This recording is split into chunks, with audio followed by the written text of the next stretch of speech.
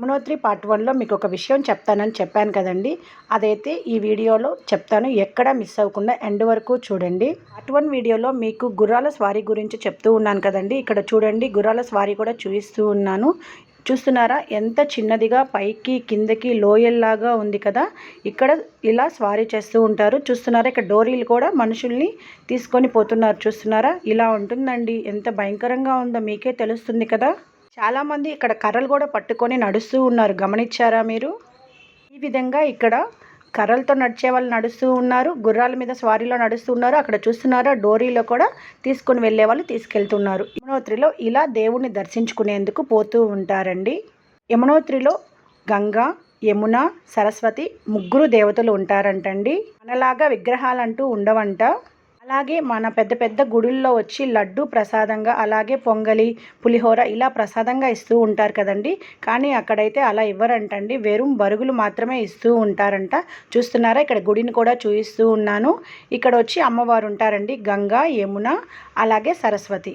లోపలికైతే అమ్మవారిని చూపించేదానికి ఫోన్ అలో ఉండదు కదండి, అందుకని చూపించలేకపోతున్నాను. ఇలా బయట చూపిస్తున్నాను. యమునోత్రిలో ప్రత్యేకమైన విషయం ఒకటి చెప్తానని చెప్పాను కదండి, ఇప్పుడు చెప్తున్నాను చూడండి. ఇక్కడ వేడి నీళ్ళ లేక్ అనేది ఒకటి ఉంటుందంట. ఎంత వేడిగా ఉంటాయంటే మనం కొంచెం బియ్యాన్ని తీసుకొని ఒక గుడ్డలో కట్టి ఆ నీళ్ళల్లో వేస్తే అన్నం అనేది అవుతుందంటండి.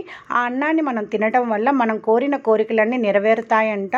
చూస్తున్నారా, లొకేషన్ అంతా ఎలా ఉందో. పెద్ద పెద్ద కొండలు, చాలా పెద్ద లోయలు, ఇలా చూడాల్సిన ప్లేస్ అంటండి. చాలా బాగుందంట, చూడచక్కనైన ప్లేసు. ఎవరికైనా ఇంట్రెస్ట్ ఉండి దేవుణ్ణి దర్శించుకోవాలనుకుంటే మాత్రం తప్పకుండా దర్శించుకోండి. చాలా బాగుందంట యమునోత్రి మాత్రం.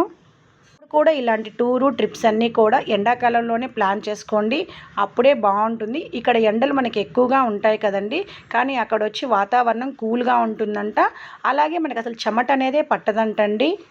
అంత కష్టపడి మనం నడుస్తాం కదా, కానీ మనకి చెమట అనేదే పట్టదంటండి. చూస్తున్నారా ఎలా ఉందో, లోయలంతా కొండలంతా చూసేదానికి ఫోన్లోనే మనకి చాలా ఆహ్లాదకరంగా ఉంది కదా. చూస్తున్నారా, లేక్ కూడా కనిపిస్తూ ఉంది మీకు. ఫర్దర్గా నా ఛానల్లో ఇలాంటి మంచి మంచి వీడియోస్ అన్నీ చాలా అప్లోడ్ అవుతూ ఉంటాయండి.